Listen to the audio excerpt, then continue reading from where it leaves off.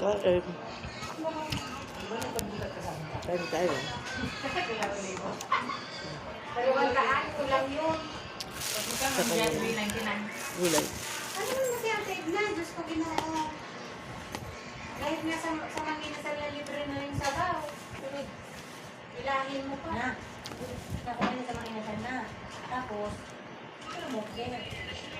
Kumuha na lang ako ng sabaw. Hindi na lang kanin. Ayun lang kain.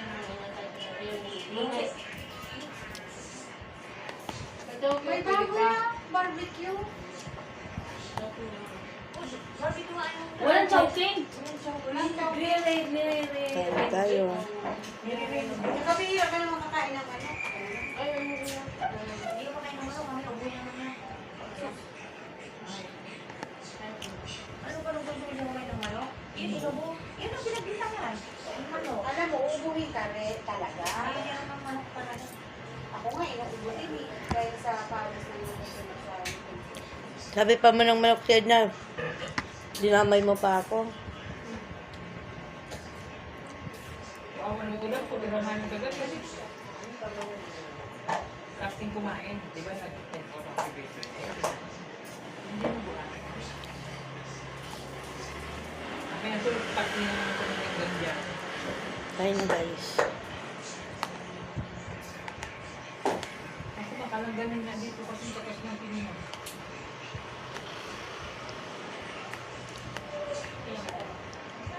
piso lang na. Silipay na.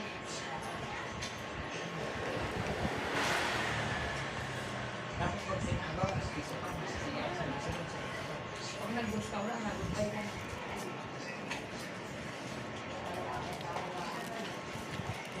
Ang ginagawa ng gulay.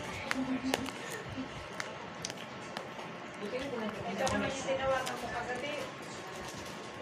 Alam mo, Sobrang kaka. Hindi, pinatingnan ko nga kay Badi. Sabi ko din, yan mo yung mga sakpakan namin. Alam mo, yung sabi ko, bibili ang cellphone ko. Hindi, di mo gagawin sa talaga. Kain tayo. 5%.